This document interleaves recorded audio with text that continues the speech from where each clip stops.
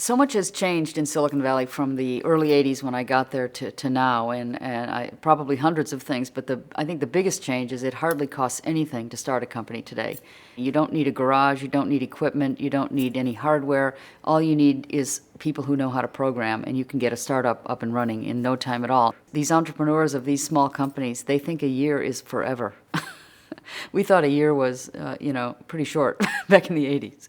The thing about what's going on in technology right now that I really admire and love is this notion of disruption. Disruption is something everybody aspires to. In fact, I think people have taken it to mean something more than Clay Christensen originally thought that it should mean. But everybody is out to disrupt an industry, which means they really want to change the world. So I think that's encouraging and good, and it's incredibly inspirational to the people engaged in the company trying to do it.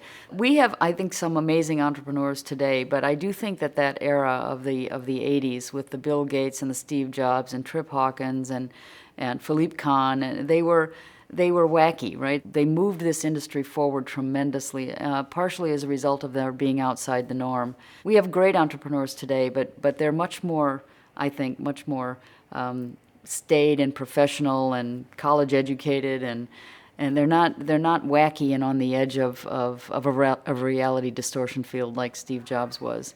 Entrepreneurs are definitely part of the norm. In fact, it gets taught in school now. Back in the 80s, it was never a course at Stanford that you could take, at least that I am aware of, how to be an entrepreneur. But it's everywhere now. Everyone wants to be one. It's cheaper to be one. I think it's an interesting thing to think about where Silicon Valley is going to be in 10, 20 years from now.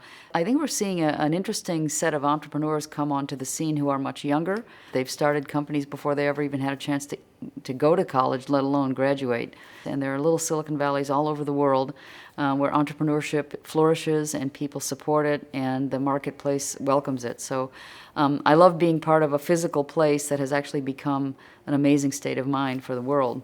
That's the beauty of a place where there are no rules, right? And that's what's great about Silicon Valley. You can be any age, any gender, you can be anything in Silicon Valley. And if you have the right idea and it's sticky and people want it, you can make it happen. And that's a beautiful thing, I think.